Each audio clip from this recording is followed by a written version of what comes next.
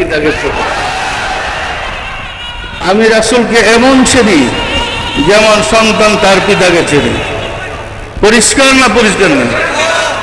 আপনাদেরকে আশিকে রাসূল হওয়ার জন্য আহ্বান করি। আপনারা আমার দেশবাসী চেষ্টা করেন যেন রাসূলকে পান।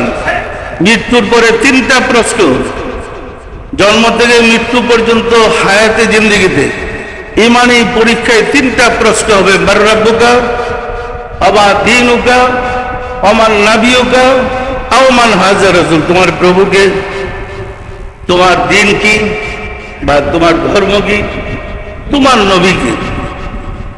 1,24,000 নবীর সারিতে আপনার রাসূল তাকে যদি জিজ্ঞাসা করে কে তোমার রাসূল, দেখাও তো, আমরা দেখাইতে পারবো? পারার কথা না। কিন্তু একটা ছেলেকে যদি জিজ্ঞাসা করে কে তোমার পিতা, 1,24,000 লোকের সারিতে দাঁড়ানো থাকলে সে ঠিকই তার পিতাকে খুঁজে বের করে ফেলবে। পারবে না? পারবে না? ইমানি পরীক্ষায় যদি রাসূলকে খুঁজে বের করতে না পারি বা পারেন, ইমান নিয়ে তো কবর যেতে পারবেন না, সব যাবে বকুল্লাই। সুতরাং আগে ইমানি পরীক্ষায় পাশ করবেন কেমনে সেই চিন্তা করেন। ইমানি পরীক্ষায় পাশ করতে হলে আল্লাহর পরিচয় লাভ করতে হবে, আল্লাহর রাসূলের পরিচয় লাভ করতে হবে। আল্লাহকে চিনতে হবে, রাসূলকে চিনতে হবে। আল্লাহ রাসূলের পরিচয় লাভ করলে আল্লাহ রাসূলই আপনার সব ব্যবস্থা করবে। আমরা মুসলমানরা আল্লাহ এবং রাসূলকে ছেড়ে দিয়েছি, ইবাদতের দাবিত হয়েছি। আরবি আব্দুল শব্দের থেকে ইবাদতের জন্ম। আব্দুল শব্দের তো দাসত্ব স্বীকার করা, প্রভুর কাছে আত্মসমর্পণ করা। আপনি যখন প্রভুকে প্রভু হিসেবে মানলেন, আপনি ঘুমান, খানা খান, কথা বলেন, সবই ইবাদত।